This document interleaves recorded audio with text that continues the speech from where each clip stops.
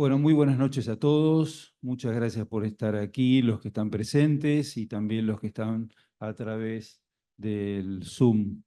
Les damos la bienvenida a esta anteúltima reunión científica de este ciclo 2024-2025.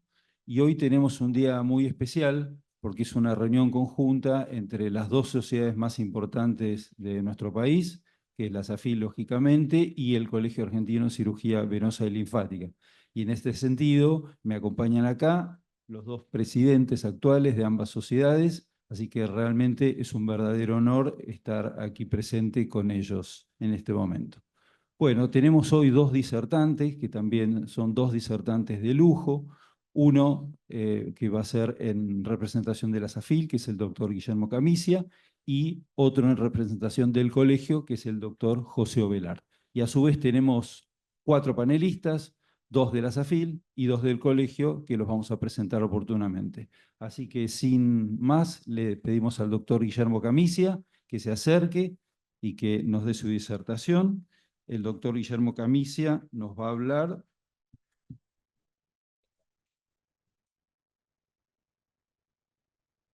de neovascularización o red venosa linfoganglionar inguinal preexistente. El doctor Guillermo Camicia,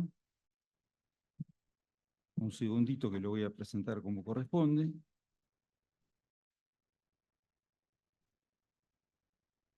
Y pues, no hace falta presentación. bueno, no necesita presentación, pero bueno, la tengo perdida por ahí.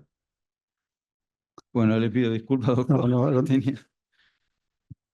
Presentación, soy de Bahía Blanca. Bien, Bahía Blanca, ¿con eso alcanza? Está bien. Soy el jefe del Disculpe. sector de flebología del Hospital Italiano de Bahía Blanca, expresidente de AFLIBA. Y bueno, es un honor, es un placer enorme estar compartiendo hoy esta jornada científica de ambas sociedades, la Sociedad Argentina de Flebología y el Colegio Argentino de Cirujanos Vasculares, las dos entidades madres.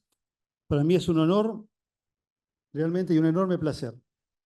Y el tema que traje es un tema polémico, es sobre la neovascularización o la red venosa linfoganglionar. Evidentemente, Dios me debe haber dado algún grado de inconsciencia, porque voy a hablar de ganglios adelante del doctor Sciucci, que es el referente número 1 de la Argentina en el tema. Pero bueno, es un tema polémico. Hace 4 décadas el doctor Glass en Belfast describió por primera vez la neovascularización. Seguramente no se dio cuenta de la polémica que creó a partir de ese momento. Y como introducción quiero decir simplemente que las recurrencias inguinales siguen siendo, después de la descripción de Glass, uno de los temas más controvertidos de la flebología argentina.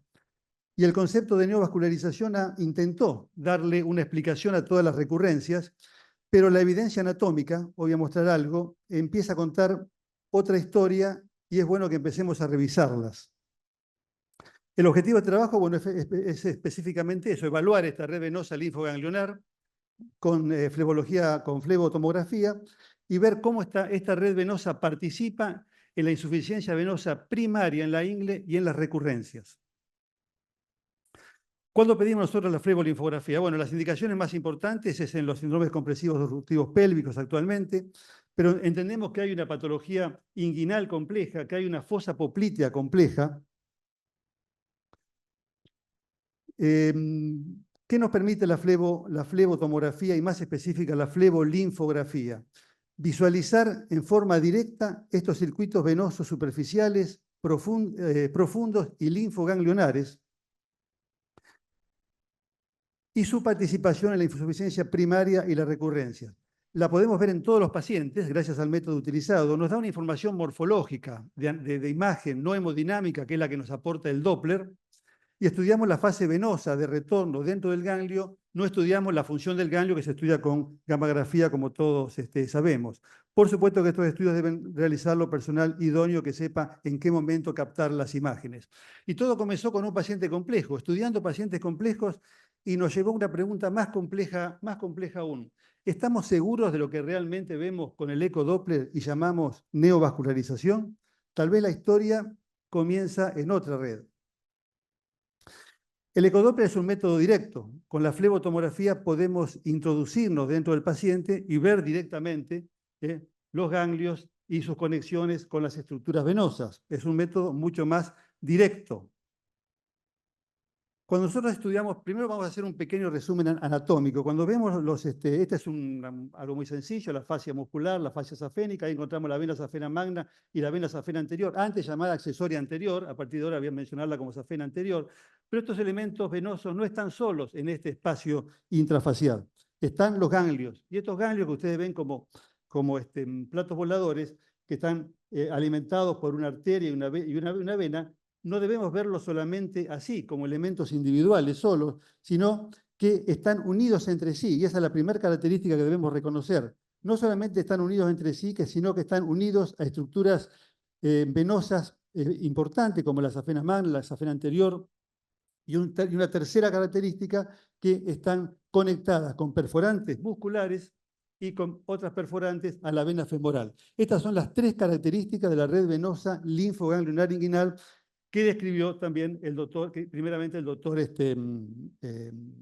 Uhl, y que recomiendo su lectura. Pero estas tres conexiones son muy importantes para entender cómo funciona. Aquí vamos viendo entonces las conexiones entre los ganglios a estructuras profundas, a otras estructuras venosas.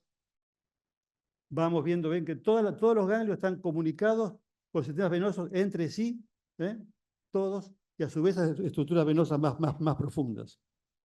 Aquí vemos también comparándolo con un esquema de disección del doctor Guillot. Pero fíjense las conexiones, el ganglio con las venas inguinales, con las venas safena, con las vena femoral. La disposición anatómica es bastante constante, aunque puede tener algunas variables, pero generalmente encontramos los ganglios en esas posiciones. Cuando la anatomía es simple, es fácil de reconocer. El ganglio drenando en la vena safena, por ejemplo, siempre un ganglio donde se recuesta la vena safena anterior. Y tenemos que entender cómo es la hemodinamia normal para ver cómo es la patología después. Estos ganglios van a tener drenajes, van a drenar su sangre en algún momento, en algún lugar. Las conexiones altas van a drenar en la vena femoral, van a drenar en perforantes musculares y en las venas inguinales, los ganglios altos. Los ganglios bajos van a drenar en la vena safena magna y en la vena safena anterior, aproximadamente a 10 o 15 centímetros de la arcada inguinal. Acá estamos hablando de un sistema venoso, una red venosa competente. Pero estas flechas se pueden invertir. En vez de drenar, pueden recibir el reflujo de la vena femoral, de las perforantes, de la vena safena de la accesoria, y ahí se produce la distrofia ganglionar, y ahí vemos cómo este es el primer signo de la insuficiencia ganglionar, el ojo gangliónico. Fíjense la diferencia entre la normalidad y la incompetencia. Y aquí vemos entonces un ganglio competente con sus conexiones venosas y un ganglio incompetente distrófico. Entonces hay que tener en cuenta en la hemodinamia dos situaciones distintas. Que los ganglios, esta red venosa puede provocar la insuficiencia de ambas safenas, o la insuficiencia de las safenas puede provocar la insuficiencia de la red ganglionar, y estas a su vez dar entonces las várices. Entonces, ¿cuándo decimos que una red venosa es competente? Cuando drena, como dije, a través de las venas inguinales, safena magna, safena anterior y venas perforantes. No hay dilatación de venas peri o intraganglionares. ¿Y cuándo es incompetente? Cuando se invierte el flujo. Y hay reflujo entonces de los sistemas anteriormente mencionados, y entonces se dilatan las venas peri e intraganglionares. Y aquí vemos, entonces vamos a comparar. Esta es una red venosa competente, fíjense el ganglio drenando, aquí se invierte, este es el flujo normal azul, se invierte el flujo en rojo, y acá vemos cómo esto es competencia, esto es incompetencia, porque se invierte el flujo. Entonces tenemos que ver cómo interviene para ver el tema de las recurrencias y cómo prevenirlas, la relación que tienen este sistema con la vena safena anterior, la vena safena magna y las venas inguinales. Vamos a empezar por la vena safena anterior. Siempre hay un ganglio, el 76% de los pacientes siempre hay un ganglio donde reposa la vena accesoria, la safena anterior. Siempre lo vamos a encontrar. Y ese ganglio va a drenar en la safena anterior. Aquí vemos drenando, como drena. Fíjense, este es el pedículo vascular del ganglio, pero a su vez hay una perforante acá ganglionar. El drenaje puede ser hacia la vena ganglionar o hacia el ganglio, o hacia la safena, perdón. Estas son las tres vías de drenaje, fíjense. Aquí vemos cómo la vena puede drenar hacia acá, y las tres formas que se llena el ganglio. O el reflujo puede ser del ganglio que provoque la incompetencia de la vena safena anterior, como lo vamos a ver ahora. A veces, este es el flujo normal del ganglio hacia la safena anterior. A veces hay un reflujo de la safena anterior hacia el ganglio. A veces el reflujo de la safena anterior no lesiona el ganglio, pero a veces lo lesiona. Y aquí vemos entonces el ganglio de la vena safena anterior en situación de competencia y en situación de incompetencia. Fíjense este ganglio que está alimentado por las venas inguinales y por una perforante femoral, como esta distrofia alimenta la insuficiencia de la vena safena anterior, que no tiene una insuficiencia ostial, sino es una insuficiencia a partir del ganglio. Aquí vemos entonces, fíjense cómo las vías de reflujo del ganglio provocan la incompetencia de la vena safena anterior. Y viceversa, a la inversa, la insuficiencia de la safena anterior puede alimentar los ganglios y provocar estas flebectasias, que se interpretan como neovascularización, pero lo que yo veo en los estudios es que las venas estas salen de los ganglios y no es neovascularización. Aquí vemos otro caso, incompetencia de la red venosa a partir del reflujo de la vena safena anterior. Fíjense la válvula periosteal normal, hay incompetencia de la safena anterior que alimenta los ganglios y a partir de ahí esta flebectasia. Acá está más claro, fíjense, la conexión de la safena con los ganglios, provocando estas varices a nivel de la cara anterior del muslo. Aquí se ve en las imágenes MIP de intensidad de proyección, como se ve la accesoria, provocando la incompetencia y provocando los ganglios. Y estas flebectasias se interpretan como neovascularización, cuando en realidad son venas que salen de los ganglios, salvo que el ganglio tenga la facultad de provocar nuevos vasos, que no lo creo. La vena safena magna, vamos a ver qué pasa con la vena safena magna. Acá tenemos un ejemplo de un ganglio alimentado por una perforante que llega de la vena femoral, distrofia ganglionar y la dilatación de la vena safena magna a partir de dos vías de ingreso en la safena. Acá no hay una incompetencia ostial, sino que hay una incompetencia ganglionar y la válvula ostial está normal. Fíjense, el lugar donde ingresa, acá y acá, el lugar donde ingresa en la vena safena magna. Esta es una incompetencia. La vena safena magna de origen primario, de origen ganglionar. Aquí vamos a ver otro caso. Fíjense, la unión safeno-femoral está competente, la safena anterior drenando en el ganglio, provocando la incompetencia, y la incompetencia de la vena safena magna a partir de estos dos canales. Está muy clarito cómo es la incompetencia de la safena magna a partir de la distrofia de la vena ganglionar. Bien clarito, es una hermosa imagen esta. Bien, que ahí lo vemos nuevamente. Y vamos a ver ahora qué tratamiento realizar. Porque ahora el tema es ver cómo tratamos a estos pacientes para evitar la recurrencia. Si nos llega este paciente con el informe de insuficiencia de vena safena magna, porque si recibimos el informe de otra persona, si no lo hacemos nosotros, seguramente nos va a decir insuficiencia de vena safena magna, aumento de los ganglios, no nos va a decir otra cosa. ¿Qué le hacemos a este paciente? Generalmente vamos a tratar la safena magna de la manera que se nos ocurra, termoblación química, térmica, stripping, lo que ustedes quieran. ¿Qué va a pasar con este paciente? Vamos a sacar la safena, le sacamos la safena, dejamos el 50% de la operación sin realizar, porque no tratamos la red venosa dilatada. Esta paciente va a volver al poco tiempo con esta imagen. Sigue la distrofia ganglionar alimentada por venas inguinales, por perforante, y la recurrencia, aquí que se interpreta a veces como neovascularización. Pocos meses después, o al año, la paciente llega con estos síntomas, cara anterior del muslo, con esta incompetencia. ¿Qué dicen? Neovascularización. No es neovascularización, son venas que salen de los ganglios. Ahí tenemos otro ejemplo. Otro paciente, fíjense, acá falta la safena, pero la distrofia ganglionar y las venas que provocan esta flebectasia. Bien, estamos ya terminando, quédense tranquilos. Bueno, y en las venas inguinales, otro tema interesante, porque el ganglio va a drenar en las venas inguinales. Fíjense cómo acá hay un ganglio, este ganglio está drenando en la vena inguinal. ¿Qué pasa si ligamos la vena inguinal cuando hacíamos la crosectomía? Va a pasar esto. El ganglio va a seguir drenando, va a haber reflujo de la vena inguinal hacia el ganglio, provocando la flebectasia. Como vemos acá. Alimentado por la vena inguinal, el ganglio y las flebectasias. Muy bien. ¿Cómo lo tratamos? A las venas, cuando se presenta la vena safena con la distrofia ganglionar, la vena safena la vamos a tratar de la manera que todos sabemos tratarla, así que no voy a hablar de eso. Sí voy a decir cómo tratamos el ganglio.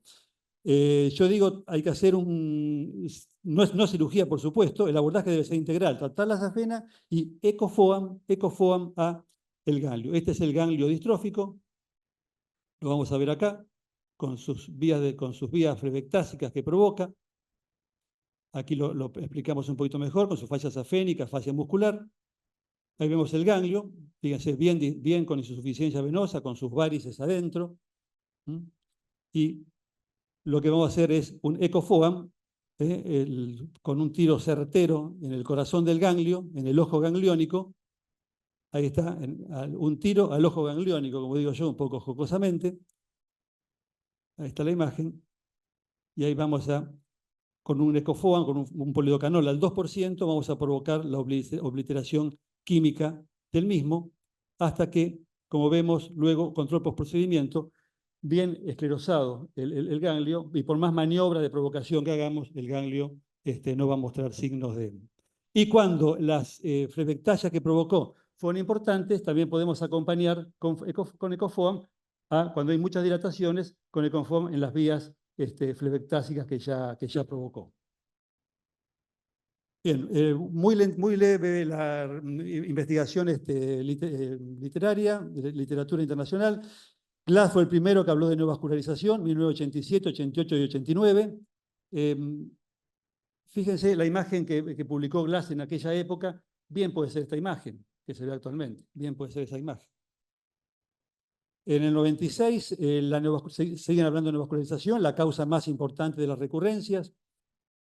1998, para ciertos autores ya hablan que esta insuficiencia por una recidiva podría ser porque se reclutan venas parietales y ganglionares, ya se empieza a hablar de las venas ganglionares. 1999 se empieza a revisar el concepto de neovascularización y hablar de la existencia de una red venosa linfoganglionar inguinal preexistente y su posible dilatación. Este es un estudio del 2006, ya confirma que la neovascularización rara vez es la única causa de recurrencia, pero no habla de la red venosa linfoganglionar. Llegó este trabajo de Lesmal, 2009, y si la neovascularización inguinal fuera solamente el desarrollo de una red preexistente, Lobuolo, es probable que las redes venosas de los ganglios linfáticos representen cambios remodeladores y distróficos de una población preexistente normal. ¿Sí? Ya se habla de eso.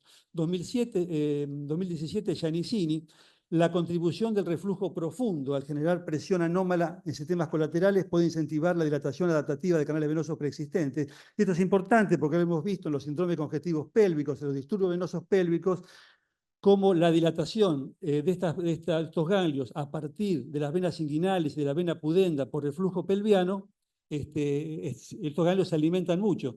Por eso podríamos hablar, y esto les pregunto, ¿podríamos hablar de un punto de fuga ganglionar, así como hablamos del punto obturatriz, pudendo, perineal, glúteo? ¿Podríamos hablar de un punto de fuga ganglionar? Cuando hablábamos de recurrencia post-crosectomía, decíamos, corresponden a una angiogénesis cicatrizal inducida por trauma. Pero en las recurrencias post-técnicas endovasculares no hay crosectomía, no hay trauma quirúrgico, no hay un mecanismo histológico de neoangiogénesis. Entonces, busquemos otra hipótesis. Finalizando, en un lapso de 12 años hicimos 250 flebotomografías en pacientes complejos, de los cuales 42 fueron en región inguinal. Y de esos 42, en 30 pacientes, la complejidad en la zona inguinal estaba en la red linfoganglionar, con 23 pacientes con recurrencias. Conclusión. La dilatación de esta red es causa de insuficiencia venosa primaria a nivel de vena safena magna y safena anterior. Es causante de varices recurrentes, tanto en cirugía convencional como en procedimientos endovasculares, la dilatación flebectásica de esta red. Los trayectos que vimos de neovascularización fueron difíciles de distinguir y nunca se tradujeron en recurrencias. En pacientes con síndrome congestivo pélvico debe considerarse la posibilidad de que esta red actúe como un punto de fuga hacia los miembros inferiores. Conclusión final. Los circuitos venosos observados por Flebo TC no son neovasculares. sino que representan la dilatación adaptativa de canales venosos preexistentes en respuesta a fuerzas hemodinámicas, participando así en la génesis de la insuficiencia venosa y las recurrencias. La flebolinfografía cuestiona la neovascularización y coloca a esta red como protagonista, desafiando viejos paradigmas. Reflexión final. La historia contada por la red, por los perdedores, porque ahora venía ganando la neovascularización. Con este estudio no pretendo establecer verdades absolutas ni desafiar dogmas, sino abrir una ventana a la reflexión y a futuras investigaciones. No obstante, los hallazgos aquí presentados subrayan de manera contundente la relevancia de esta red venosa preexistente que durante demasiado tiempo ha permanecido en un segundo plano. Y dos frases que se me ocurren a la noche cuando me despierto y me pongo a pensar este trabajo. La neovascularización, esa gran excusa para no mirar más de cerca lo que siempre existió. Quizás los neovasos existen, pero en la imaginación del ecodoppler. Este trabajo lo presenté por primera vez acá en la SAFIL en el 2017, con muy poquitas imágenes. Después, en el 2018, en el American Venus Forum nos dieron un reconocimiento de la calidad científica. Después lo presenté, bueno, en muchos congresos, pero este es el trabajo terminado con las conclusiones. Bueno, de Bahía Blanca, muchas gracias. Muchas gracias, doctor Camicia. Excelente su presentación, excelente las imágenes. Sergio, si está de acuerdo, abrimos la discusión ahora. Pero no cree que abramos la discusión ahora de esto. Ah, bueno, está bien. Bueno, Quedó pendiente la presentación del disertante. Vamos a tarde dar... pero seguro. Sí. El doctor Guillermo Camicia es jefe del sector de flebolinfología del Servicio de Cirugía del Hospital Italiano de Bahía Blanca, es expresidente de la Sociedad de Cirugía de Bahía Blanca y expresidente de AFLIPA. Muy bien, muchas gracias. Bueno, vamos a abrir el panel a los comentadores. La doctora Aurora Abramovich, ¿quiere decir algo, Aurora? ¿Algún comentario? Si querés. Si no.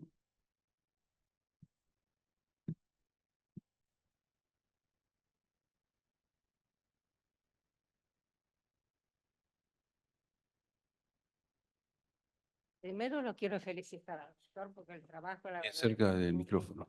Ahí. ¿Se escucha bien? No, más cerca. Bueno, lo quiero felicitar primero al doctor, pues realmente que el trabajo es un trabajo muy exhaustivo, muy interesante. Yo lo escuché la primera vez cuando lo presentó acá en el año 17. Por supuesto, ha ido evolucionando ese trabajo. Y esto nos lleva siempre a una pregunta, indudablemente. Nosotros hacemos un primer tratamiento y luego siempre se produce una recurrencia, una recidiva, diremos, porque el sistema, porque no se pueden tratar las dos cosas al mismo tiempo. Usted ve la vena dilatada, que trata la primera vena, digamos la safena que está dilatada. Todo el sistema ganglionar está bien en ese momento, no está dilatado. Luego se produce una descompensación, que indudablemente es producida por las variaciones de presiones y por la falta. Entonces tratamos la recurrencia, pero siempre puede volver a suceder ese problema. Sí, exactamente. Es una enfermedad que la vamos corriendo de atrás. Sí. Lo interesante es diagnosticar en la insuficiencia venosa primaria de la safena cuando cohabita con esta insuficiencia venosa y tratar las dos al mismo tiempo. Sí. Ahí está el punto más interesante, tratar en forma integral, un abordaje integral de ambas patologías. Por supuesto que después hay más ganglios y pueden provocarse distróficos porque sigue nosotros no podemos ir a cerrar las perforantes musculares, a cerrar las venas inguinales. Entonces, entramos en un círculo vicioso, innegablemente. Tenemos que ir corriendo de atrás. Al principio usted ve la dilatación de la safena, pero todavía no se ha producido la dilatación de los ganglios. Exacto. Podemos tratar la safena, pero tenemos que esperar si se produce pues, posteriormente la dilatación. Exacto. Lo importante con los nuevos métodos endovasculares, que al respetar el callado inguinal, al respetar el drenaje de las venas inguinales, favorece después a que los ganglios sigan con su drenaje normal, ¿no? Y no se invierta el flujo. Claro. Bueno, le agradezco mucho, doctor. Gracias, doctora. Gracias, Aurora. Presentación. Santiago, doctor Santiago de Sala, un comentario. Acércate, Santiago, sí, con el micrófono. Bueno, muchas gracias a la SAFIL y al colegio por la invitación y a participar. Felicitaciones, Guillermo, por la presentación. Y te quería preguntar si han podido relacionar estos hallazgos que ustedes encuentran digamos, en vamos a llamarle varices, que aparecen a partir del ganglio, con algo clínico, desde el punto de vista clínico. Me acuerdo yo de haber tenido hace muchos años una paciente que le hice un ecodoppler, encontré dilataciones venosas dentro del ganglio, de un ganglio principal inguinal, y tenía como, no era la safena, pero eran varices que dependían en la cara anterior del muslo y recorrían la cara anterior del muslo, incluso el lateral en la rodilla. Parecía la safena anterior y no lo era, y tenía antecedentes de enfermedades ginecológicas frecuentes, con lo cual yo por lo menos relacioné que había tenido inflamación ganglionar persistente o frecuente, y que posterior a ese tipo de clínica la paciente desarrolló varices posteriores. Y de hecho son varices diferentes porque en general manejan un bajo flujo. Cuando uno trata de identificarlas, son varices que no tienen tensión, son muy blanditas, a veces difíciles de punzar. Sí, Quería hacerte esa pregunta. sí, gracias, Santiago. Es posible diferenciar los ganglios cuando tienen una adenitis inflamatoria o infecciosa de los ganglios con distrofia ganglionar. La relación que te puedo decir es con los síndromes congestivos pélvicos, más que con enfermedades, otro tipo de enfermedades de la pelvis. Sí me preocupa y me interesa seguir viendo esto en los síndromes congestivos pélvicos como puntos de fuga hacia el miembro inferior. Pero enfermedades ganglionares u otro tipo de enfermedades no hemos visto, no. No sé si contesto. Tampoco hemos visto antecedentes en estos pacientes que hayan tenido cuadros de erisipelas o de celulitis, que hayan provocado una inflamación ganglionar y que después hayan despertado esta distrofia flebectásica adentro. No lo hemos visto. Muy bien. Habitualmente el ganglio en esos tipos de celulitis o erisipela queda hemodinámica y funcionalmente, por eso los linfedemas que provocan, ¿no? Doctor Eduardo Altavista, ¿algún comentario? Acá. Bueno, Guillermo, siempre escuché este trabajo de los comienzos y la evolución, conozco la evolución del mismo, te felicito ante todo, y creo que es una forma, creo que has visualizado, si bien sabemos que el doctor Uhl ha hecho trabajos importantes al respecto, creo que fuiste uno de los primeros que ha visualizado un poco esta red venosa linfoganglionar. Y en realidad nosotros como flególogos es raro encontrar lo que no conocemos. Por lo tanto, interpretar estas imágenes, incluso ecográficamente, nos va a permitir tratar adecuadamente estos pacientes. Incluso creo que debe ser incluido dentro del examen del ecodoppler, buscar este tipo de reflujos, incluso sabiendo de que no solamente comparten una recurrencia venosa postquirúrgica, sino también que hay muchos casos en donde pertenecen a una insuficiencia primaria de este circuito. Ahora, no sé qué opinás vos y en cuanto al tratamiento que estuviste hablando sobre POAN, y si realmente en estas patologías no es la escleroterapia el tratamiento ideal para realizar en vez de la cirugía. Porque he visto muchos pacientes que incluso han hecho recidivas en safena anterior, operados, como mostraste vos, operados de una safena, y después una safena anterior recidivada, pero a punto de partida de esa red venosa linfoganglionar. Sabemos que podemos anularla, pero no vamos a evitar la recidiva de todas esas venas, de todas esas varices en el tercio superior del muslo. Por lo tanto, con la escleroterapia sabemos que llegamos mucho más. Y otra cosa, me pareció, nunca utilicé una concentración tan alta, al 2%, e incluso intraganglionar, siempre traté de esclerosar los vasos, temiendo a una adenitis química, ¿no? Así que me parece que incluso brinda mayor seguridad tratar los vasos distalmente al ganglio, porque en realidad, incluso ecográficamente, se ve que el FOAN llega a la estructura ganglionar. Por supuesto que esto es secuencial el tratamiento, uno no puede pretender destruirlos de entrada. Muchas gracias, Eduardo. Sí, yo creo que abre una ventana muy interesante que el tratamiento con espuma en la safena en estos pacientes, cuando la safena es consecuencia de la incompetencia de la red ganglionar, porque la espuma puede introducirse dentro de los canalículos que le llegan y hacer un tratamiento un poco más completo. Es una muy buena apreciación. En cuanto al polidocanol al 2% dentro del ganglio, no hemos tenido dificultad, colapsa muy bien. La verdad que colapsa muy bien. Y adenitis, no.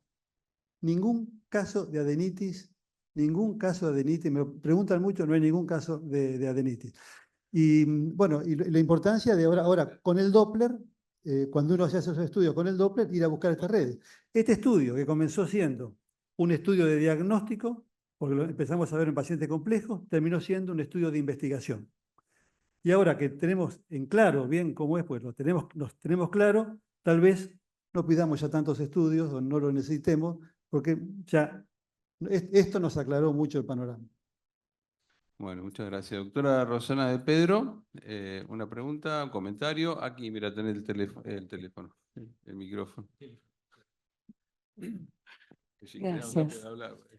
Bueno, gracias por la invitación y además unas increíbles imágenes que yo había visto en un congreso el año pasado. Y además está en el libro del profesor Ull, con quien pudimos hablar, tradujimos la conversación. Creo que esta es una enorme pregunta que nos venimos haciendo desde hace muchos años y por primera vez me parece que se empieza a través de la tomografía, la flebotomografía y con la participación del Doppler, se puede empezar a establecer la verdad, ¿no? En esa búsqueda, me gustaría preguntarle si ya están planteando trabajos de resultados terapéuticos después de estos bloqueos con foam del ganglio. Sí, sí. A ver, los controles post-procedimientos dan la obliteración ganglionar absoluta. Y las vías que salen del ganglio se van obliterando. Seguramente un segundo procedimiento, un tercer procedimiento en venas más distales. Empezamos por la zona central, el ojo gangliónico y las colaterales que salen del ojo. En un segundo tiempo, si hay más vías distales en la mitad del muslo que no se colapsaron, que siguen vigentes, sigue otro procedimiento. Sí. ¿Y usted observa una mejoría con respecto al enfoque habitual que hacemos con escleroterapia solamente? Se observa una muy buena mejoría estética, como toda la escleroterapia, cuando se van disimulando las venas, la evolución estética es muy buena. Sí, sí. Y como última consideración, quizás esto también nos tenga que llevar, junto con los síndromes de congestión pélvica, y a un nuevo paradigma quizás diagnóstico, ¿no? Previo, alguna estrategia de tratamiento de los pacientes. Quizás no sea tan simple, ¿no? Tan simple Digo, el enfoque que hacemos a partir del ecodoppler, a partir de la red venosa preexistente, ¿no? Exacto. Y además es una red muy difícil de objetivar. Es muy difícil de seguir los circuitos. Cuando están muy dilatados es muy difícil de seguir los circuitos, pero bueno, buscar los puntos de fuga más importantes que vienen de la vena femoral, de las venas inguinales, de la vena pudenda. Por supuesto que no podemos ir a tratar esos, no vamos a hacer ecofoam en las venas inguinales, en la vena pudenda, hay que ir tratando las vías que se van acercando al ganglio y se van alejando del ganglio, pero no más que eso. De algún modo quizás el foam llegue a estos lugares a pesar de que Y nosotros seguramente el FOAM, no lo FOAM busquemos. llega. Bueno, lo concreto es que nosotros en estos estudios lo que vemos son varices que salen de los ganglios. Sí. Varices que salen de los Perdón, ganglios. pero seamos más concretos, porque si no, no le damos El lugar al público. desafío está Bueno, ver ahora imágenes de la neovascularización. Yo traje imágenes de la red venosa. bueno, perfecto. Doctor Krapp, quiere hablar, quiere hacer una pregunta, un comentario. Te tenés que acercar, Juan Carlos, al micrófono. Después el doctor Ciucci, me imagino que va a hacer alguna pregunta. ¿No? ¿No? Bueno, lo felicito, doctor, por la presentación, que es impecable. Tengo una duda. ¿Cuántos ganglios linfáticos puede anular de esa forma haciéndolos con escleroterapia, sin tener el peligro de que se produzca un linfedema en la pierna? ¿Midió digamos, el contorno de la pierna previo a anular un ganglio y después de anular el ganglio? No, medir no lo hemos medido, pero la evolución clínica nos muestra que no hay No hay retención linfática. no hay retención linfática. Ahora, estos ganglios con semejante distrofia vemos muy poco parénquima ganglionar. Muy poco parénquima, es todo lleno de varices. No se ve, prácticamente no se ve parénquima ganglionar. ¿Estaba en funcionamiento ese ganglio? Bueno, era una de las preguntas que yo le iba a hacer al último, ya se adelantó, porque es cierto, si uno para un linfocele, muchas veces nosotros decimos lo vaciamos, le inyectamos FOAN, bueno, indudablemente le estoy inyectando un ganglio, lo menos que puedo pensar es que estuve obstruyendo también conductos linfáticos, aparte de lo venoso. Sí, Eduardo. Rapidito porque ya se nos terminó el tiempo. En realidad hay una hipertrofia ganglionar. Yo jamás he tenido adenitis, incluso también me he preguntado cuando empezamos a tratar, o se empezó a tratar estos casos, ¿por qué no tenía un linfedema? ¿O por qué no tenía adenitis? Es evidente que el ganglio, o sea, lo que nosotros estamos actuando es sobre la vena. O sea, no llega ni siquiera al drenaje, al conducto de drenaje de la linfa, del linfático en sí. Claro, él punza. No, él esclerosa la hipertrofia venosa que atraviesa el ganglio, porque esta red venosa linfoganglionar, si mal no he entendido, no, transganglionar. A través del ganglio punzo Eso. la varice, el ganglio. No. En la vena. No. Lo seguimos clínicamente y por ecodoppler. Pero yo no voy a exponer a una incisión. La persona que no sabe qué hace el polidecalórico. ¿Qué va a pasar de acá a 10 años con ese ganglio? Bueno, está. Yo pregunto, yo Sí. estuve escuchando atentamente. Hay cosas que yo no entiendo. Por ejemplo, una clasificación, los ganglios de arriba, los ganglios de abajo. Eso no existe. Venas inguinales, no existen las venas inguinales en ningún libro de anatomía. ¿Las venas inguinales? Las venas inguinales no existen. Las venas, el callado de la vena safena interna está la estrella venosa de Scarpa, que cada vena tiene su nombre. Y la clasificación de los ganglios inguinales, que son los ganglios superficiales de la región inguinal, porque después están los ganglios profundos, que son los ganglios femorales, y están los ganglios femorales profundos. Entonces, los ganglios tienen su nombre. Los ganglios inferiores, que son ganglios más grandes, que son los ganglios safeno interno y safeno anterior, y los ganglios superiores, que son superinterno, superomedio y superexterno, o circunflejo ilíaco, subcutáneo abdominal y pudendo externo superficial. Cada ganglio tiene su conexión. Y lo que decís vos, que me parece perfecto, todos los ganglios tienen un drenaje venoso y una alimentación arterial. Entonces, si yo a ese ganglio le inyecto una sustancia esclerosante, ese ganglio se va a bloquear. Y ese ganglio que se bloquea, yo no puedo ser selectivo de decir yo le estoy inyectando a la venita del ganglio. Yo le estoy inyectando al ganglio, como vos mostraste muy bien. Es no sé cómo lo nombraste, es como si fuera el ojo gangliónico. El ojo gangliónico y esa flecha que le metías así, que era la inyección del ganglio. Y como dice Juan, y como nosotros hemos visto, en una disipela a vos se te infarta un ganglio, vos le sacás el ganglio mamario externo a una señora y hace un linfedema primario, un linfedema incipiente estabilizado. Si yo le escleroso un ganglio safeno interno, que es el drenaje linfático más importante del miembro inferior, que es la corriente safeno interna femoral, yo le escleroso uno de los ganglios, voy a tener una hipertensión linfática. No es que no pasa nada. voy a tener una hipertensión linfática, como me pasa cuando tengo una erisipela, como dijo el doctor, o como dijiste vos, que me parece perfecto. ¿Y qué va a pasar con ese ganglio que está esclerosado dentro de 10 años? ¿Va a haber una anomalía ganglionar, una anomalía celular en ese ganglio? ¿Va a haber una lesión celular? ¿Va a haber una degeneración celular en ese ganglio? No sé. Me parece bárbaro el estudio de investigación, me parece maravilloso, pero yo creo que habría que tener un poquito de cuidado con el tema de lo que estamos haciendo, ¿no? Porque es bárbaro lo que hacemos. Perdón, José Luis. Yo creo, y te felicito primero por la presentación, porque como siempre, con todo lo que la vamos viendo y la fuiste agregando y la fuiste mejorando, la verdad que es muy interesante. Yo creo que tiene dos parámetros, ¿no? El diagnóstico me parece como para aplaudir. El tratamiento para discutir Para discutir. muchísimo. Creo que son dos vertientes. No, pero que espectaculares. El problema es la discusión, creo que va a dar pauta para que discutamos costo-beneficio, futuro, es decir, evaluación a 3 meses, a 6 meses, a un año y medio, qué va a pasar con ese paciente, ¿no? Pero yo te quiero hacer una pregunta aparte de todo esto, y disculpen.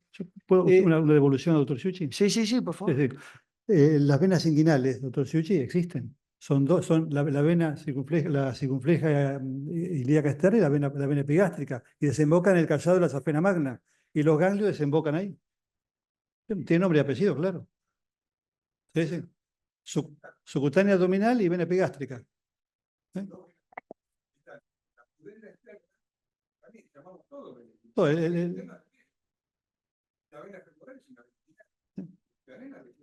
Bueno, pero la clasificación típica cuando se hablan. La vena interna, dorsal del muslo, o safena anterior, o safena accesoria, pudendo externa superficial, subcutánea abdominal y circunfleja. Correcto. Esa es la clasificación. Perfecto. De todo el mundo. La estrella venosa de Farabeut. Descarpa.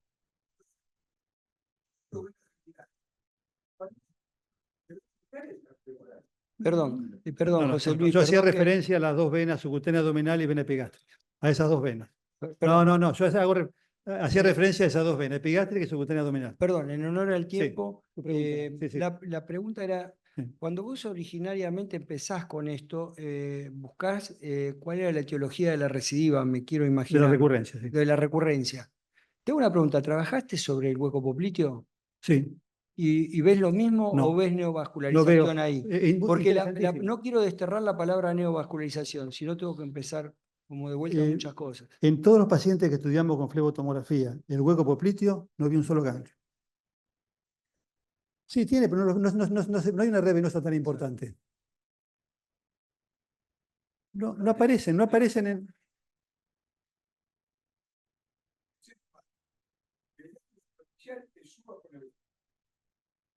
Subaponeurótico.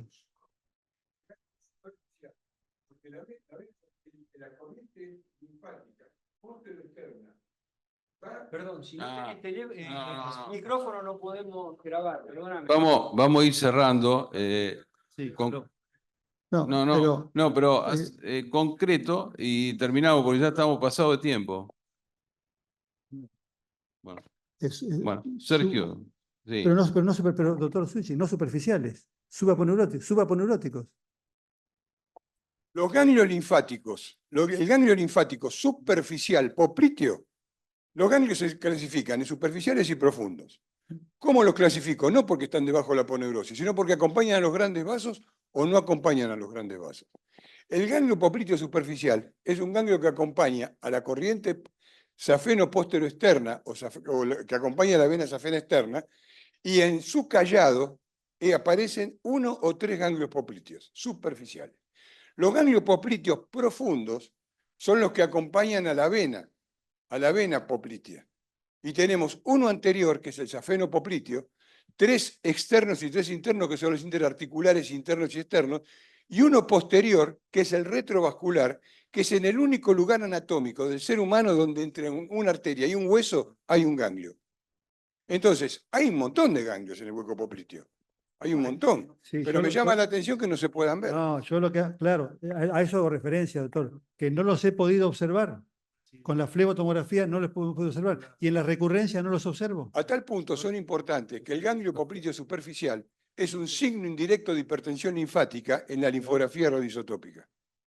Porque por la comunicante se van a la corriente posteroexterna y de ahí van al ganglio popliteo José superficial. Luis. No, tenemos que basta, seguir, José basta, Luis, basta, no hay perdón, más comentario. Si no, esto se estira toda la noche y tenemos otro disertante y no le podemos dar lugar. Sergio, si querés decir algo, muy cortito. Sí, nada, yo lo quiero felicitar al doctor Gamicia por la presentación extraordinaria y nosotros que hacemos escleroterapia hace muchos años tenemos esa misma experiencia, tratando esa red venosa linfoganglionar, que yo no creo que afecte al ganglio en lo más mínimo o no estaba funcionando ya de antes, no terminamos con ese residuo. Eso es todo lo que quería decir. Muchas gracias. Bueno, muchas gracias. Muy amable, gracias. Y ahora sí le damos la palabra al segundo disertante, por favor, profesor Ovelar. El doctor José Alberto Ovelar es cirujano consultor del Colegio de Médicos del Distrito Primero de la Provincia de Buenos Aires, es especialista en flebología y linfología de la UCA, es profesor titular de la Cátedra de Cirugía de la Universidad Nacional de La Plata y es expresidente del Colegio Argentino de Cirugía Venosa y Linfática y nos va a hablar del rol de la perforante medial de la rodilla en la recidiva del tratamiento esclerosante. Adelante, doctor. Bien, buenas noches. Me interesa que larguen la proyección, por favor.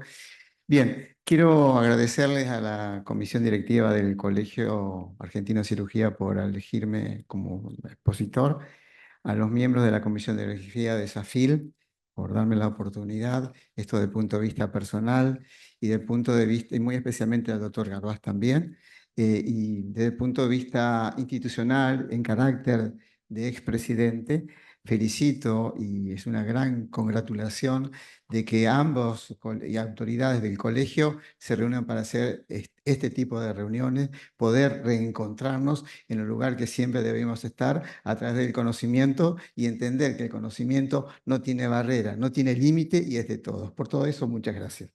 Bien, este es un trabajo que, como todo trabajo, lo queremos mucho, pero ahí podemos tener un sesgo porque cada trabajo que hacemos es como un hijo y como ustedes saben, para padres no hay hijos feos.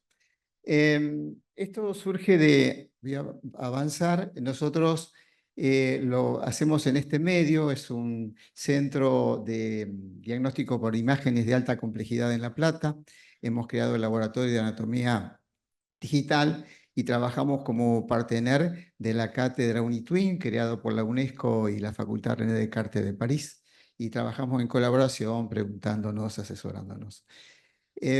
Nosotros nos dedicamos a hacer este trabajo porque vislumbramos un problema en la práctica cotidiana, porque veíamos que estas telangiectasias que se ubican en la cara interna de la pierna, teniendo varias expresiones desde el punto de vista clínico, que lo podemos ver cotidianamente, no respondían adecuadamente o como nosotros queremos, comparándola con telangiectasias de otros lugares, del mismo miembro inclusive. Lo que solemos ver es también venas reticulares, ¿sí? Podemos ver también los tratamientos no son muy efectivos, requieren más de una aplicación generalmente, hacen microtrombosis y otra como que persiste en ese lugar y también aparece el fenómeno MATIN.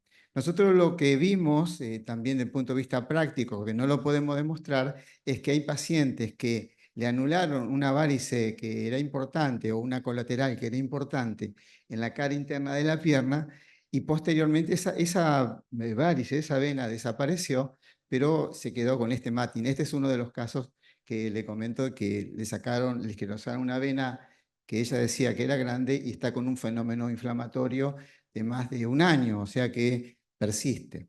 Todas estas cuestiones nos llevó a pensar a nosotros que acá había alguna alteración o algo que justifique este procedimiento. Y bueno, como uno busca de lo que quiere o que tiene un cierto sesgo, la anatomía en mi caso, buscamos si había algún factor anatómico que desencadenara esto, teniendo en cuenta de que es un sistema que nosotros interpretamos que es un sistema de alta presión en ese lugar. Entonces dijimos, ¿por qué el sistema se somete a una alta presión justamente en ese lugar? Y ese fue el motivo por el cual hicimos este trabajo. Entonces, elaboramos una hipótesis y decimos que allí hay venas perforantes de la cara interna de la rodilla que conectan directamente con las venas popliteas y las venas superficiales de la zona, generando una comunicación entre zonas de alta presión, como es la vena poplitea, con zonas de baja presión, como puede ser la red hipodérmica o la red epidérmica que genera la telangiectasia. Como lo hicieron los investigadores franceses, en el cual está UL, sostienen que la hipertensión venosa poplitea ocurre en forma intermitente en personas sanas y en forma permanente en personas con insuficiencia venosa profunda. Partiendo de esta base, empezamos la investigación y hicimos algunos objetivos que voy a ir rápido para no aburrirlos.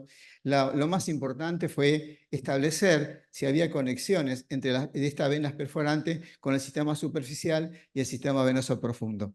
Consideramos al sistema venoso superficial la red epidérmica, la red hipodérmica, los afluentes de la cara interna, en ese lugar de la safena interna, y el tronco de la vena safena interna. Eso para nosotros fue el sistema superficial. Y nos planteamos un montón de cosas, de objetivos que yo se lo voy a ir demostrando de acuerdo a los hallazgos. Por ejemplo, ubicar y darle una pertenencia, una ubicación precisa para no confundirnos con otras venas, determinar la cantidad de perforantes que había en ese lugar, demostrar dónde emergen, y también diferenciarlo o individualizar la vena perforante inferior del muslo, que también se puede considerar como perforante de Hunter o perforante inferior. Y acá tiene una importancia porque muchos autores a la perforante de Hunter inferior la consideran como una vena perforante de la cara interna de la rodilla. Entonces nosotros investigamos si eso podría ser de esa forma. Y también, como se denominan de varias formas, nosotros hicimos el objetivo de demostrarla cómo llamarlo y por qué llamarlo perforantes de la cara interna de la pierna. Nosotros diseñamos un plan de trabajo observacional, anatómico, retrospectivo, bla, bla, bla, bla. Acá los pacientes asisten al instituto y nosotros hacíamos en forma aleatoria la selección. Se estudiaron 30 pacientes. Sin duda que la muestra es muy poco, el universo es poco, pero bueno, bastante demostrativo. En esta zona, nosotros para protocolizar nuestro estudio, dividimos con una línea imaginaria la zona supraarticular y la zona infraarticular a partir de la interlínea articular, o lo que sería el borde superior de la meseta tibial. Y observamos aquí, a ver, acá, sí. Observamos que en la zona supraarticular hay un intersticio muscular, un espacio virtual que tiene la forma triangular, delimitado con base inferior y vértice superior, delimitado hacia adelante por la cara interna o medial del vasto medial y el borde anterior del sartorio. En esta zona, bueno, en la parte inferior tenemos la zona infraarticular, que no es motivo de estudio, ahí vamos a encontrar la vena perforante posttibial de Boy. Nosotros vamos a estudiar lo que es el triángulo que nosotros llamamos el triángulo de las perforantes.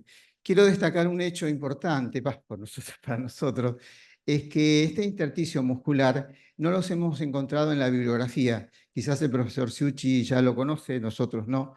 Nada, no queremos arrogarnos la autoría, pero es un espacio virtual que no lo hemos encontrado en la descripción en los libros anatómicos y en los trabajos anatómicos. Nos llamó la atención, por eso se lo comento. En esta zona, en este triángulo, nosotros vemos ahí arriba, la parte de aquí, vemos la emergencia de las venas perforantes de la cara interna de la rodilla. Ahí vemos bien el triángulo. Y en este caso aprovechamos la imagen para ver cómo se conectan estas perforantes con el tronco de la vena safena interna en este sector y también con una afluente chiquitita, pero se conecta. Yo quiero hacer una salvedad. Esto depende del plano en que uno lo ve. Ahora lo vamos a ver con más superficialidad, porque todo depende con qué se mire, cómo se mire y la profundidad con que se mire. Entonces uno puede tener interpretaciones sesgadas. Esto está determinado en un plano medianamente profundo, ya que todo el sistema venoso, como sabemos, está conectado entre sí en todos los planos, tanto sea la red epidérmica, la red hipodérmica, los afluentes y los troncos superficiales más importantes. Entonces nosotros vimos en este trabajo que el 100% de estas venas emergían por este triángulo que llamamos el triángulo de las perforantes de la cara interna de la pierna. Esta es una visión posterior. Aquí vemos el sartorio y los músculos que integran la pata de ganso, semimembranoso, semitendinoso. Perdón, profesor Sciucci. Y vemos como esto es una vista posterior. Por delante del sartorio están atravesando, ingresando aquí en la vena poplitea. Vemos una y vemos otra. Acá, en este dibujo, vemos también cómo se conectan con la afluente de la vena safena interna. Es el mismo dibujo, pero visto de otra forma. Con respecto al número de perforantes que hemos hallado en la zona, fueron en total de 3 en los 26 casos estudiados y sobre un total de 30. Encontramos algunas que tenían un tronco común, que luego lo vamos a ver, que se dividían en diferentes ramas. Pero la mayor parte de ellas eran 3 venas perforantes, son muy pequeñitas, 1 milímetro, 2 milímetros como mucho. Bien, entonces el drenaje profundo, todas, absolutamente todas, venían de la vena poplitea. Y aquí vemos cómo se va conectando con un plano más superficial, con venas, las que están más blanquitas, pertenecen al sistema reticular hipodérmica y las más esfumadas pertenecen al plano reticular epidérmico y son las que van a generar las telangiectasias. Entonces nosotros decimos, bueno, si nosotros inyectamos acá, no logramos bloquear todo esto, si logramos transitoriamente desaparecer acá, porque estas venas, este sistema está conectado con un sistema de alta presión a nivel popliteo. Las conexiones con la vena safena, bueno, el hecho que directa o indirectamente se conectan, no lo quiero aburrir con la estadística, acá vemos cómo emerge directamente por el triángulo Iván a la vena safena interna. Con el sistema reticular hipodérmico, aquí vemos teñidas de color verde, cómo va conectando con el sistema reticular hipodérmico, y estas van a ir al epidérmico. Por lo tanto, como las telangiectasias se originan en el sistema reticular epidérmico, nosotros inferimos que hay una conexión con el sistema venoso profundo. Con los afluentes locales también se conectan. No son exclusivas, ya que una perforante puede conectar con varias venas, o sea, varias afluentes con el sistema reticular, porque se va ramificando hacia la superficie. Pero estos son los casos más determinantes como para poder agruparla y para establecer que tiene conexiones con todo el sistema venoso superficial de la zona. Las conexiones con el sistema venoso reticular, ya sea epidérmico o hipodérmico, que ya se los mencioné, aquí se ve muy bien esfumado el sistema reticular epidérmico y el hipodérmico, pero están todos conectados entre sí. Otro de los problemas que abarcamos fue cómo la llamamos. Nosotros pensamos, sí, la vamos a llamar de la cara interna de la pierna, porque es obvio, pero es lógico. Entonces empezamos una investigación de esto, y lo primero que encontramos sobre la referencia bibliográfica de estas perforantes es el profesor Claude Gillot, en donde en su atlas de anatomía de dispositivo venoso superficial de Menroy-Fegor, vemos acá que él dibuja, esto está hecho a mano, graficando sus disecciones cadavéricas, 2 perforantes, pero como es un atlas no las menciona, deja ahí el dibujo y ahí seguimos. Esto es cuando nos visitó y estuvimos con el doctor Sciucci y el profesor, donde tuvimos una grata reunión y estuvimos charlando sobre eso. Y Claude Gillot, bueno, ha fallecido, por supuesto. También nos encontramos en el libro de nuestro querido profesor Antonio Pietravallo, que el profesor las menciona como perforantes de la cara interna de la rodilla a las venas de Hunter. Nosotros humildemente creemos que no están así y es lo que queremos demostrar. Mucha bibliografía lo tomamos del Atlas de Anatomía Venosa del profesor Hull, ahí está cuando estuve en Francia trabajando con él. Entonces, ¿por qué llamarlas perforantes de la cara interna de la rodilla o perforantes poplitea? Hay razones embriológicas por el cual la podemos llamar también perforantes popliteas.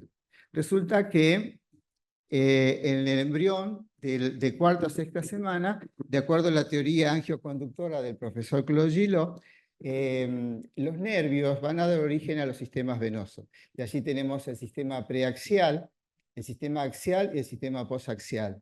Del preaxial aquí vemos el esbozo de la vena femoral, y aquí ya tenemos la vena embriológica femoral desarrollada, y resulta que la zona de la rodilla es una zona de convergencia, es un carrefour, en el cual se unen la vena axial con la preaxial y dan origen a la vena poplitea.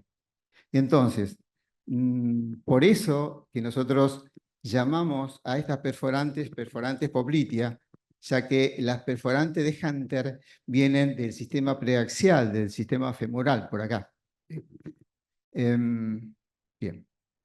En cuanto a las razones anatómicas, vemos que en esta diapositiva de la cara interna de la pierna, aquí este es el triángulo de las perforantes de la cara interna de la pierna. Nosotros, la primera vez que yo vi este triángulo, me acordé del triángulo de las perforantes directas del profesor, ay, se me fue el nombre. Bueno, acá está el hijo. Pietrabalo, perdón. Es la edad, y bueno, es el maestro. El profesor Pietrabalo describe su triángulo de las perforantes directas de la cara interna de la pierna, y por ahí salen las perforantes de Cocket o posterioridad, como quieran llamarla. Me acordó a esa similitud. En cambio, las perforantes de Hunter nacen o emergen, perdón, en este intersticio muscular entre el borde posterior del sartorio y del aductor mediano. Y ahí vemos entonces cómo, por eso es que estas son femorales y no pertenecen ni anatómica ni embriológicamente a la cara interna de la rodilla. Vemos que tienen una trayectoria diferente. Esta es una vena femoral o perforante de Hunter y va hacia adelante, comunica en este caso con la vena safena interna, y esta es una vena perforante de la cara interna de la rodilla, donde da un tronco común y se divide una rama superior y una rama inferior. Esta es otra imagen que demuestra cómo la perforante de Hunter va hacia adelante y la perforante de la cara interna de la rodilla va hacia adentro, o sea, hacia la cara interna de la rodilla.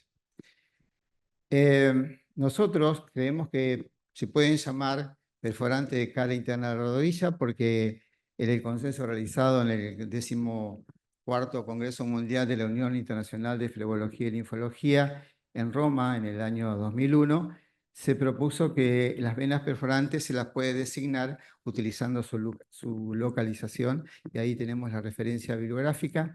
Por eso nosotros proponemos llamarlas perforantes de cara interna de la rodilla. Lo que tenemos que diferenciarlas de las perforantes del hueco popliteo, que son otras. Por eso son perforantes de la cara interna o perforantes popliteas, y estas son perforantes del hueco popliteo. Hay de diferentes tamaños, por eso no deja de ser perforantes. Y por último, quería mostrarle un video, a ver si corre, que todo depende con la profundidad que miremos lo que estamos estudiando. Y lo ideal es mirarlo en forma integral, en diferentes planos, para evitar sesgos interpretativos.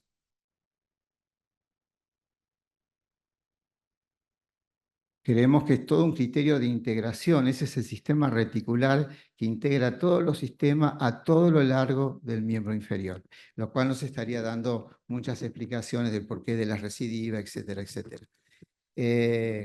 Perdón. Bueno. Por último, bueno, no lo puedo llevar, ahí está. Quería agradecerles en nombre propio y del señor Juan Pablo Merino, que trabajamos con un equipo, es un técnico, radiólogo y con el cual hacemos las disecciones virtuales.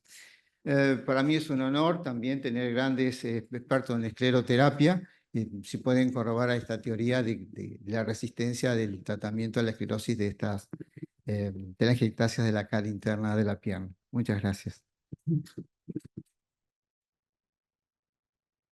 Felicitaciones, José. Bueno, vamos a dar paso al panel de expertos. Doctora Aurora Abramovich, por favor, ¿quiere hacer algún comentario o pregunta?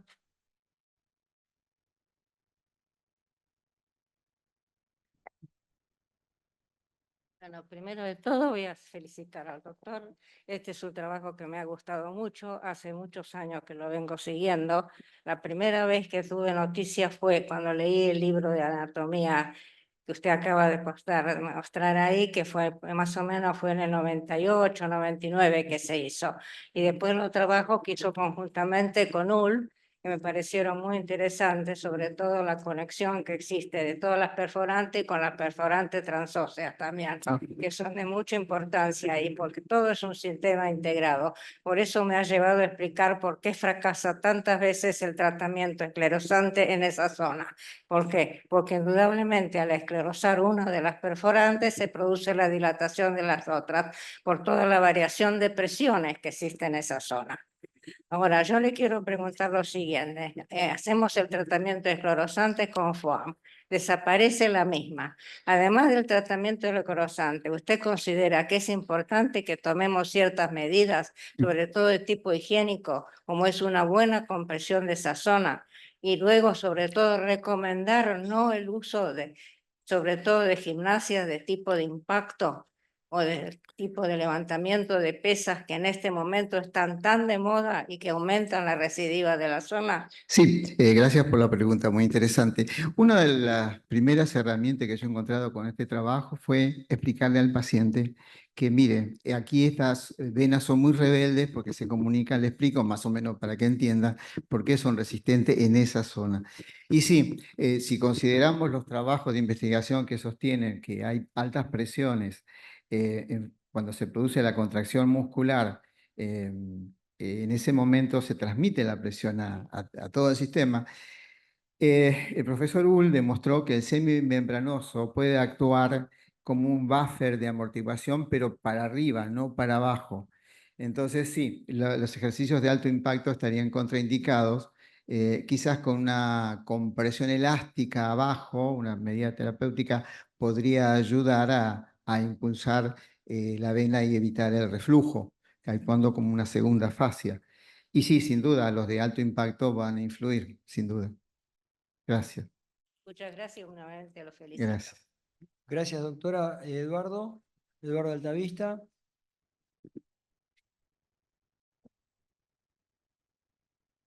Bueno, doctor Ovelar, lo felicito, realmente un Gracias. trabajo minucioso, y realmente es un problema la cara interna de la rodilla. Un poco como dijo la doctora Abramovich, en el trabajo de Hull, él describe incluso las venas de la rodilla transósea, que incluso las torna responsables de las dilataciones telangiectásicas, dividiéndolo en dos grupos, incluso de esas venas gruesas que a veces se ven aisladamente en la rodilla, y la atribuye a esas perforantes. ¿Qué opinión tenés con respecto a esas perforantes transóseas? Porque incluso él recomienda, no sé cómo hace, pero recomienda realizar ecofoam de esas perforantes. Digo que no sé cómo hacen porque son tan pequeñas que... Quizás es muy acá difícil. debemos considerar que el hueso tiene su vena nutricia, o su vena, que entra por el agujero de nutrición, el agujero nutricio. En los huesos habría que hacer un estudio si esa no es una vena normal dilatado por lo superficial, porque no es una vena aislada, está conectado con el sistema superficial. Así que me parece a mí, yo me gustaría tener la opinión del doctor Sciucci con respecto a estas venas, que es muy probable que sean venas nutricias del hueso conectado con el superficial.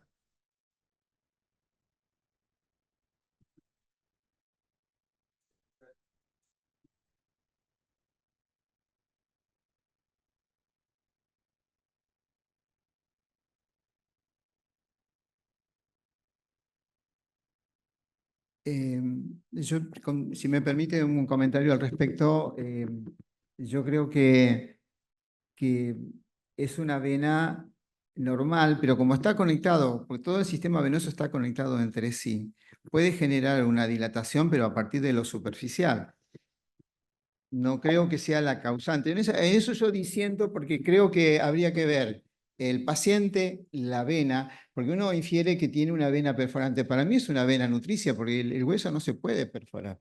Esta pregunta la hice en el Congreso Mundial también. Sí, no maten al mensajero, incluso él determina de que hay que diferenciarlas muy bien, estas perforantes transóseas, de lo que puede ser en la epífisis de la tibia, que están las típicas perforantes que a veces vemos y dan grupos varicosos localizados. Él plantea que estas perforantes son las responsables incluso de la dificultad en el tratamiento clínico. Por eso te preguntaba, No, o no, sea, está bien. me pareció Vale. más claro. No, vale. Yo lo he charlado con él también. Pero es más claro tu presentación. Incluso en el trabajo hay imágenes, no sé si sabrás, pero hay imágenes de este trabajo. Sí. Y trabajamos en colaboración, por eso puse allí. Tuyas, son imágenes tuyas. Sí, trabajamos en colaboración con él. Y yo le tomo imágenes a él también. Muchas gracias. Doctor Santiago de Sala.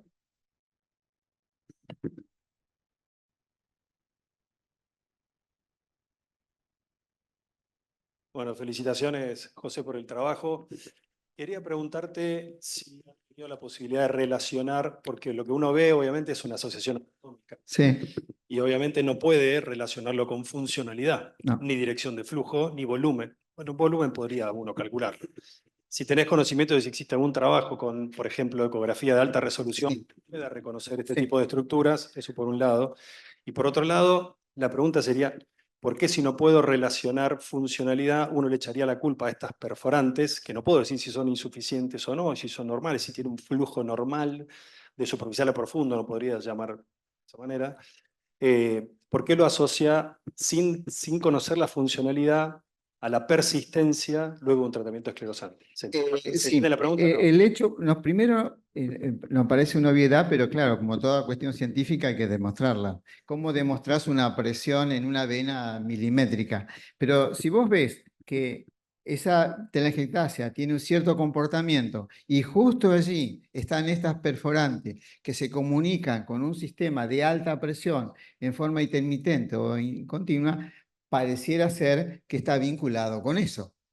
Pero científicamente hay que demostrarlo, por supuesto. No sé si había algo más. Sí. No, con una ecografía, yo no lo traje para no desvirtuar el trabajo. Yo la busqué ecográficamente y les digo que la forma de encontrarla es bajando, o de la cara interna de la rodilla subiendo, van a encontrar por un lado el aductor mediano en la parte interna y el sartario en la parte. Entonces vas bajando, están juntos y después se separan en la parte inferior, y donde se separan ahí, justo como en el centro, aparece una venita que puede estar. Yo encontré una venita que era grande, no la traje acá porque estamos en estudio, y que daba parámetros de insuficiencia. Y el paciente fui yo, el primero. Y sí, la veo, porque mi desvelo era, ¿por qué no la puedo ver? Lo que pasa es que la respuesta también es obvia, es muy chiquita, pero en algunos se puede llegar a ver. Bueno, y aparte te lleva su tiempo, porque vos tenés que buscar este músculo, el otro, y cuando ahí se separa ahí, y ahí la encontrás. bueno, queda un minutito, doctor, por un orden. Roxana, por favor. ¿Comentario o pregunta? Acá. Un comentario coincidente de diferentes aspectos. Uno, desde la disección, cuando uno va a hacer el abordaje de la arteria poplitea, se encuentra con estos vasos. en este triángulo, y lo llevan a uno a los vasos popliteos. Es decir, es una buena manera Pero, de alcanzarlos. Eso me parece bastante constante cuando vi las imágenes. sí, sí.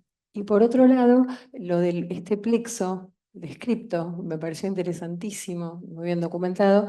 También lo observamos en algunas disecciones, pero no en todas las piernas.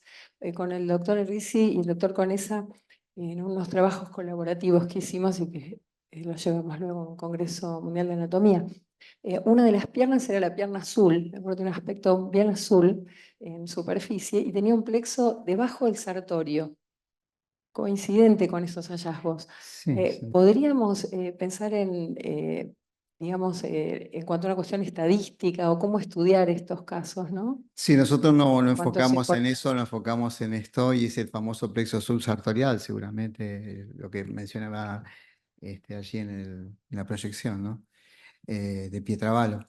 El profesor Pietravallo aborda ese tema en el libro. Lo que pasa es que él la considera como una perforante de la cara interna de la rodilla y anatómica y biológicamente pareciera que no. Gracias. Gracias a usted. Doctor Cach, ¿quería hacer un comentario?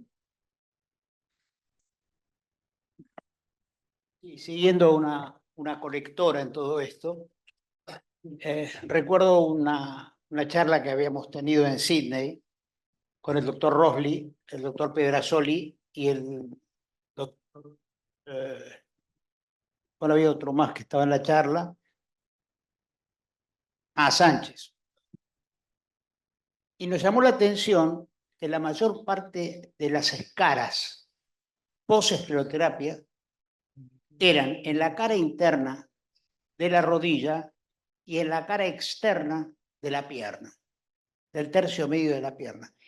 Coincidimos, sin haber charlado antes nada de todo esto, no había ninguna idea prefijada, de que eran los lugares más frecuentes en que se provocan las escaras post-escleroterapia. El FOM estaba apareciendo, ya nosotros lo teníamos incorporado.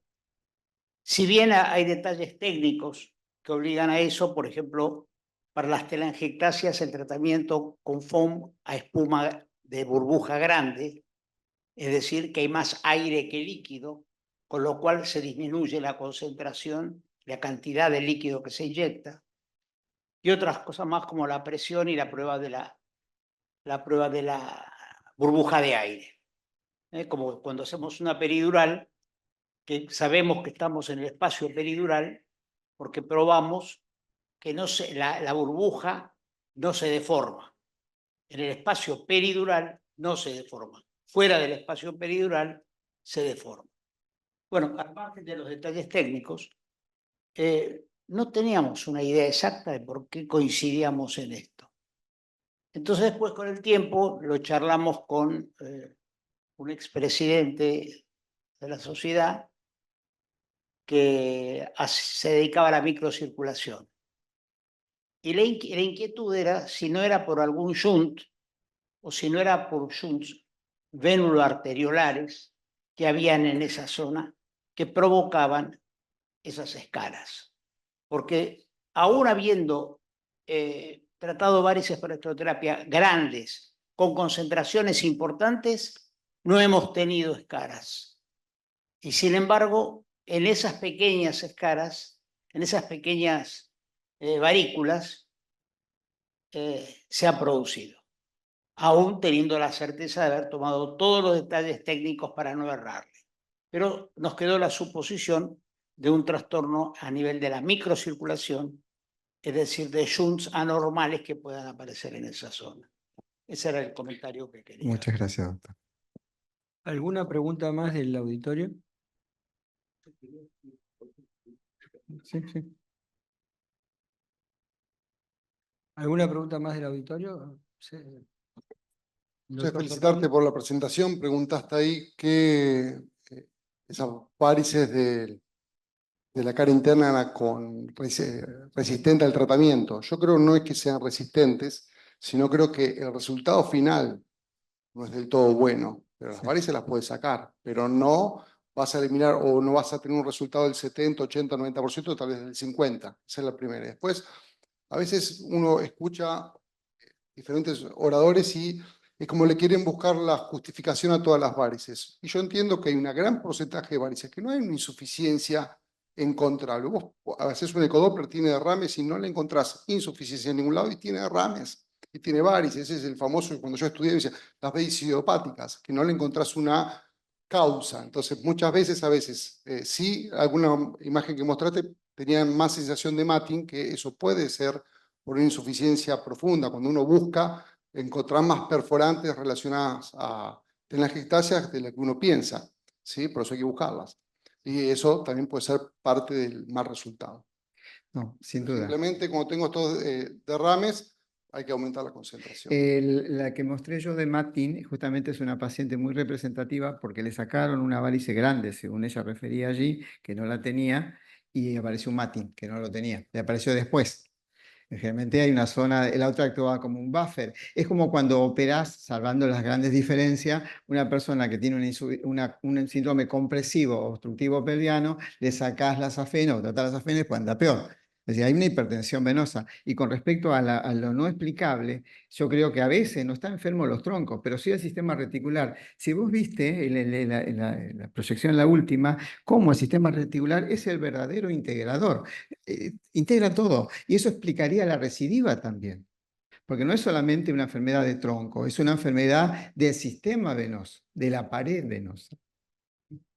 Sí, yo para avalar un poquito lo que dice el doctor Ovelar, creo que, bueno, cuando se empezó a hablar de microcáliz, que eso era algo impensado hace tantos años atrás, empezamos a entender que el problema era la pared de la vena, tanto de la más grande como de la más chica, y eso creo que tiene mucha implicancia. Y hay un factor que nos olvidamos siempre, que es el genético, ¿no? Yo creo que la genética hace que un paciente pueda tener tal o cual característica patológica. No todo el mundo va a tener lo mismo y si no sería mucho más fácil para nosotros. Y la otra cosa que creo que hay que abogar es seguir estudiando a los pacientes como se lo estás estudiando, tanto lo que hiciste vos, Camicia, lo que hace José con su grupo, a los pacientes de esta manera, porque eso nos va a dar respuestas a muchas cosas que nosotros creíamos que no tenían respuestas. Me parece que por ahí es el camino. ¿Algún otro comentario, alguna pregunta? Bueno, me permitió acá el presidente de SAFIL bueno, que dé el cierre y les voy a decir que lo mínimo que puedo hacer. Perdón, hay algo que me estoy. ¿Tenés que hacer algún comentario o algo? No, debido a razón del tiempo, entiendo, hablado con el doctor, yo quería hacer un aporte al trabajo que presentó el doctor Camilla, por supuesto felicitarlo, y hacer un aporte complementario del cual no sabía de eso. nos llevaría unos minutitos, no sé si están de acuerdo, si no. Sí, por favor, dale. ¿Me pasas el aporte, por favor? Yo creo que muchos de nosotros investigamos lo mismo, pero quizás de diferente forma o diferentes interpretaciones, pero siempre estamos en el mismo camino, ¿no? Yo siempre digo, depende lo que se mire, cómo se mire, cuál es la interpretación. Yo creo que, como ir adelantando, la zona inguinal es un alto punto de confluencia venosa. Como lo dijo el profesor Ciucci, tenés la safena interna, las afluentes de la safena interna, la epigástrica superficial, la circunfleja, y hay una gran convergencia venosa anatómica normal. Entonces, quisimos hacer un aporte, insisto. Esto, la demostración de Sharp y Poirier está hecho en el 1902. Esto está tomado del libro de Hull y podemos ver, como decía el profesor Ciucci, los diferentes grupos ganglionares. Él lo dividía en superolaterales, superomediales, inferomediales, inferolaterales y los centrales. Pero fíjense ustedes que ya en 1902 ya describía la comunicación linfática entre los ganglios.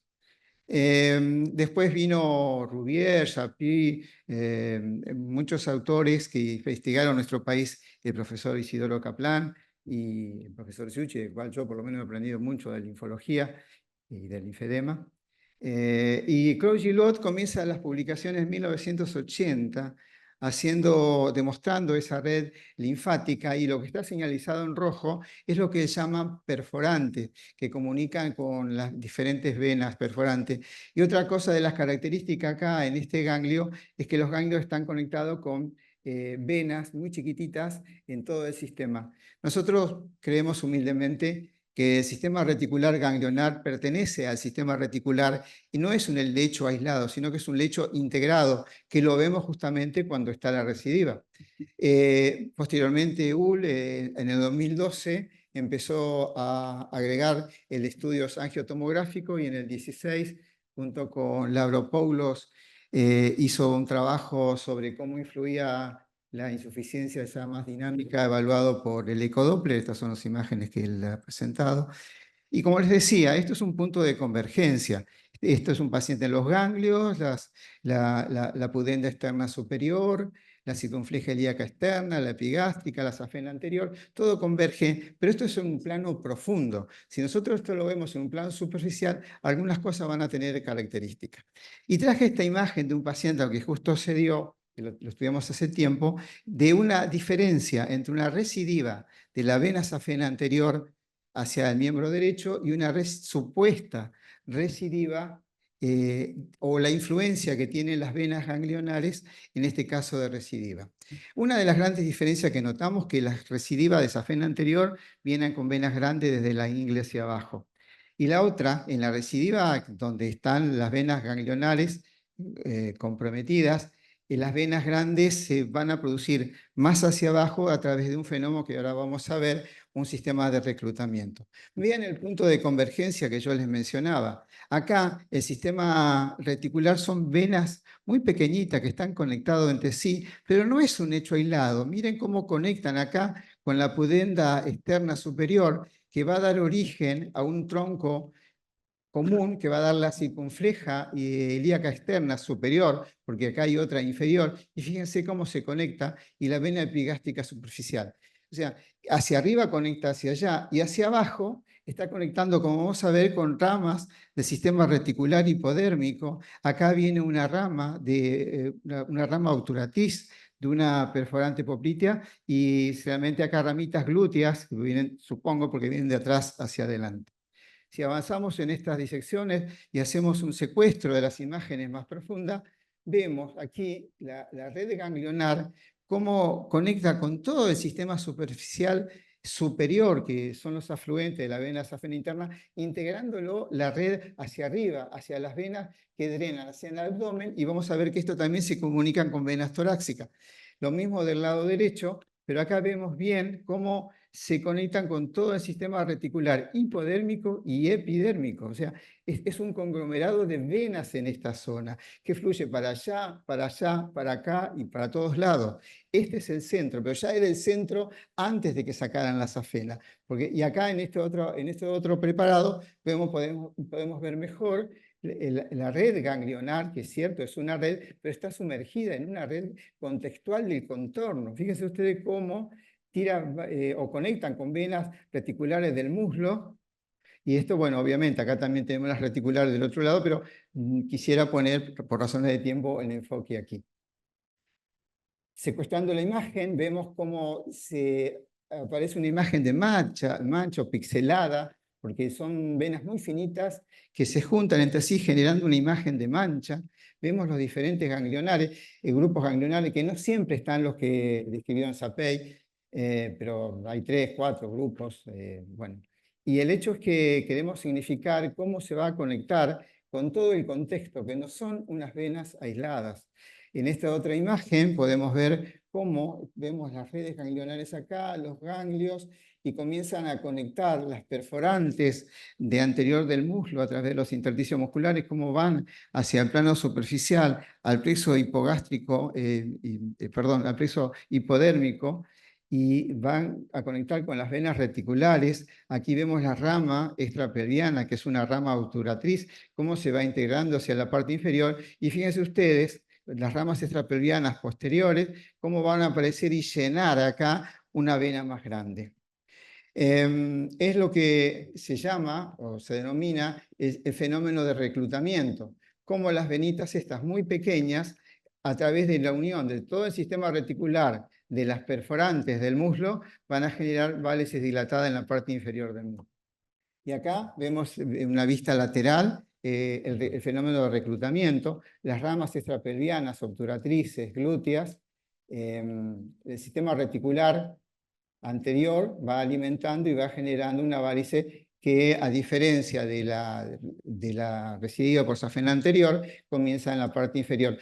A mí me ha pasado, quizás a ustedes también, que van siguiendo una vena en el muslo y de pronto desaparece ecográficamente. Y no sabes de dónde viene, para dónde va, le buscas una perforante, no la encontrás. Lo que pasa es que el sistema reticular depende del grado de afección, son venas muy pequeñas que depende mucho del traductor que nosotros estemos usando para poder verlo. Nada, yo vuelvo a repetir esto, creo que es un sistema integrador que pertenece a todo el sistema reticular y vemos aquí cómo se une la circunfleja, va a unirse con la torácica externa o mamaria externa, la torácica larga, y la epigástrica también van a unirse hacia arriba con la rama torácica de la acromio torácica, o sea, teniendo una verdadera integración, ¿no? Tanto de arriba para abajo como de abajo para arriba. Está ubicado pertenece al sistema reticular, en nuestra humilde interpretación. Entonces quería compartirles este video en forma de integración de todo lo que les he mencionado. Ahí ven la parte superior, la diferencia en la cara anterior del muslo. Ahí enfocamos el miembro izquierdo, el fenómeno de reclutamiento.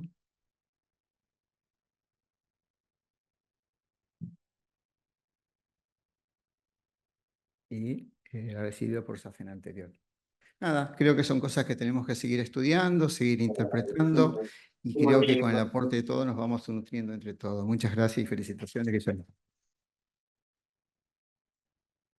Bueno, ahora sí. Les decía que gracias al presidente de SAFIL y gracias a SAFIL por habernos abierto la puerta a este lugar que la verdad que siempre me gusta venir y nos gusta venir a los del colegio. Espero que este sea el punto de partida de otras reuniones conjuntas, que seamos siempre amigos, que la flebología en la Argentina es de poca cantidad de miembros, en general somos pocos, y sería un pecado llevarnos mal, y me parece que tenemos que mirar para adelante, nunca mirar para atrás para mejorar, para crecer, para estar juntos. El colegio, lo vuelvo a repetir hasta el hartazgo, tiene las puertas abiertas y es colaborador de todo aquel que lo merezca. Muchísimas gracias. Gracias a Phil, gracias por permitirnos estar.